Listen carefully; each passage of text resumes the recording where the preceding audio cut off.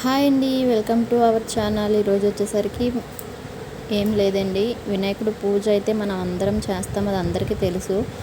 అలానే ఇప్పుడు నిమజ్జనం కూడా నిమజ్జనానికి కూడా కారణం ఉంటుంది కదా, ఎందుకు చేస్తామనేది. అదైతే నాకు తెలిసింది చెప్తాను. ఇప్పుడు నదుల్లో వాగుల్లో ఉన్న ఒండ్రు మట్టితో ఆ స్వామి ప్రతిరూపాన్ని అయితే మనం తయారు చేసుకునే కదా పూజ చేసుకుంటాము.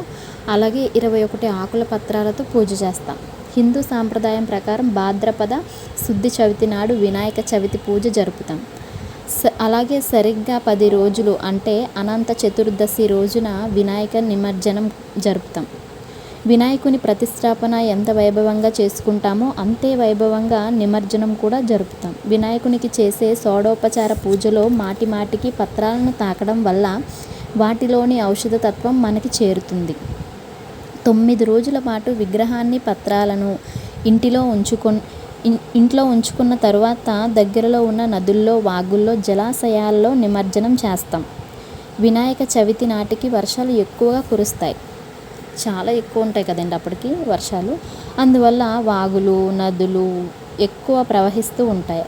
అలాంటి సమయంలో తీరం వెంబడి మట్టి విగ్రహాలను నిమజ్జనం వల్ల వరదపోటు తగ్గే అవకాశం ఉంటుంది.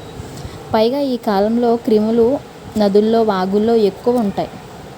నిమజ్జనం విడిచిన తరువాత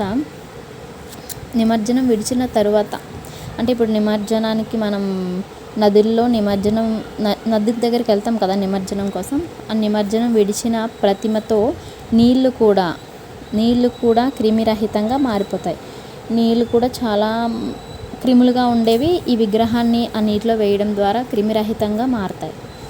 నిమజ్జనం నిమిత్తం వినాయకుని విగ్రహాన్ని బయటకు తీసుకొచ్చినప్పుడు ఇంట్లో ఉండే సమస్యలన్నీ తొలగిపోతాయని చాలామంది విశ్వాసం అండి.